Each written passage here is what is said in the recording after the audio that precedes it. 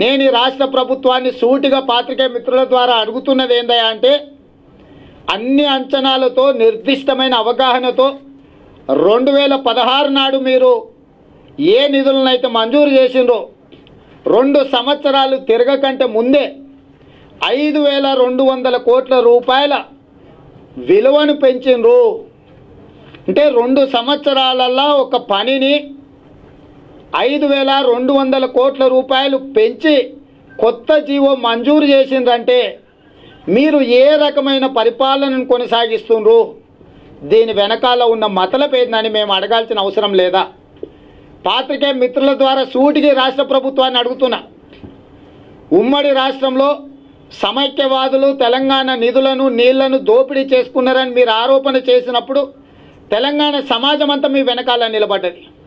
మరి చంద్రశేఖరరావు గారు ముఖ్యమంత్రి అయిన తర్వాత వారు అన్ని అంశాలను కూలంకషంగా చర్చించిన తర్వాత వారి మేధావితనాన్ని, నైపుణ్యాన్ని, అవగాహనను మొత్తం మెలవించి రాజీవ్ సాగర్, ఇందిరాసాగర్ ప్రాజెక్టులను సీతారామ లిఫ్ట్ ఇరిగేషన్ ప్రాజెక్టు పేరు మీద మొత్తం కలిపి ఒకే ప్రాజెక్టు చేసినాం.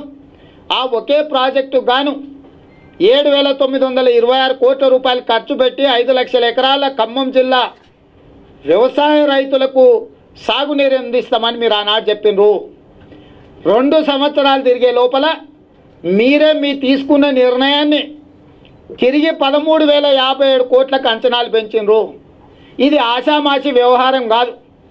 5,200 కోట్ల రూపాయలు అదనంగా టెండర్లు పిలిచి కాంట్రాక్టర్లకు అప్పచెప్పి 2 సంవత్సరాలు పనులు చేసిన తర్వాత అదే కాంట్రాక్టర్లకు అదనంగా చెల్లించడానికి 5,200 కోట్ల రూపాయలు పెంచుతూ మీరు జీవో ఇచ్చిందంటే దీంట్లో దోపిడీ ఉన్నదా లేదా?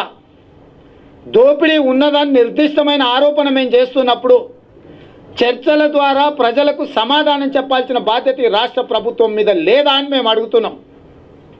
మేము కాళేశ్వరం గురించి లేవనెత్తితే అడ్డగోలు దాడి చేస్తారు, చిల్లర మాటలు మాట్లాడతారు. మేము ఏ అంశం సాగునీటి ప్రాజెక్టుల గురించి మాట్లాడినా ఆ అంశాలకు మీరు సమాధానం ఇవ్వకుండా, సాంకేతిక వివరణ ఇవ్వకుండా కేవలం ఎదురు దాడి ద్వారా తప్పించుకునే ప్రయత్నం చేస్తుంది రాష్ట్ర ప్రభుత్వం. ఇవాళ సాగునీటి పారుదల శాఖ మంత్రి హరీష్ రావు గారికి నేను సూటిగా సవాలు విసురుతున్నా. ఆనాడు మీరే మంత్రి, ఈనాడు మీరే మంత్రి. 2 సంవత్సరాలల్లా సీతారామ లిఫ్ట్ ఇరిగేషన్ ప్రాజెక్టుకు ఎందుకు 5,200 కోట్ల రూపాయల అంచనాలు పెంచి నిన్న మీరు జీవోలు ఇచ్చిండ్రు?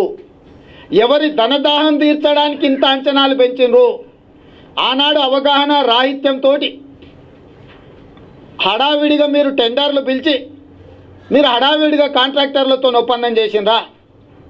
లేదా ఈనాడు మీ ధనదాహం తీర్చుకోవడం కోసం ఎన్నికలు దగ్గర వస్తున్నాయి కాబట్టి ఇక ప్రభుత్వంలో మీరు ఉంటారో ఉండరో అన్న అనుమానంతో అందిన కాడికి దోసుకోవడానికి అంచనాలు పెంచిండ్రా అని నేను అడుగుతున్నా. నేను సూటిగా రాష్ట్ర ప్రభుత్వాన్ని అడిగేది ఒకటే, ఆనాటి మీ అంచనాలు కరెక్టా? ఈనాడు పెంచిన అంచనాలు కరెక్టా? రెండవది, నికర జలాలతోని 50 టీఎంసీలు 5 లక్షల ఎకరాలకు ఆనాడు మీరు నీళ్ళు ఇస్తామని చెప్పి ఆ జీవోలో, ఇవాళ మీరు మార్చిన జీవోలో కొత్త ఆయకట్టు 3,28,000 ఎకరాలు, స్థిరీకరణ 3,45,000 ఎకరాలని విడగొట్టారు. మొదటి దాంట్లో 50 టీఎంసీలతోటి 5 లక్షల ఎకరాలు మొత్తం కొత్త ఆయకట్టే అన్నారు. ఇవాళ మీరు చేసిన నిర్వాహకం వల్ల 5 లక్షల నుంచి 3,28,000కు ఇవాళ ఆయకట్టు, కొత్త ఆయకట్టు పడిపోయింది. అంటే 1,72,000 ఎకరాల కొత్త ఆయకట్టు పడిపోయి పాత ఆయకట్టు స్థిరీకరణ ముసుగులో 3,45,000 ఎకరాలకు ఇస్తున్నామంటున్నాం. అసలు ఈ పాత ఆయకట్టు ఏ ప్రాజెక్టుల నుంచి తీసి సీతారామ ప్రాజెక్టులో కలిపినరు మీరు?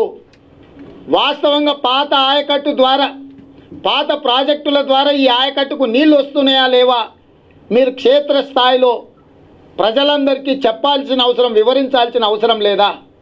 ఇవాళ మేము అంచనాలు ఎట్లా పెరిగినాయంటే ఒకటే మాట చెప్తాడు హరీష్ రావు గారు, స్కోప్ ఆఫ్ వర్క్ మారింది, ఆయకట్టు పెరిగింది, ఖర్చులు పెరిగినాయని నేను అడుగుతున్నా. అసలు భూమి ఎక్కడి నుంచి పుట్టుకొస్తుంది?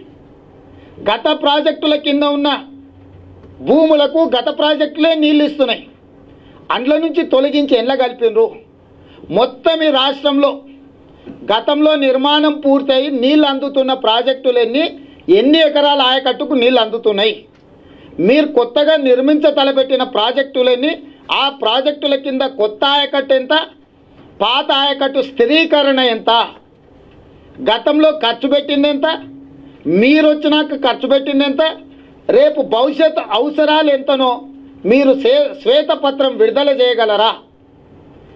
మీరు పారదర్శకంగా నిజాయితీతో కూడుకున్న పరిపాలనను మీరు అందించి ఉంటే మిమ్మల్ని మీరన్నా నమ్ముతే, మేము ఎలాగూ మిమ్మల్ని నమ్ముతలేం, కనీసం మిమ్మల్ని మీరు నమ్మితే సాగునీటి ప్రాజెక్టుల మీద సంపూర్ణంగా శ్వేతపత్రం విడుదల చేయండి అని మేము డిమాండ్ చేస్తున్నాం.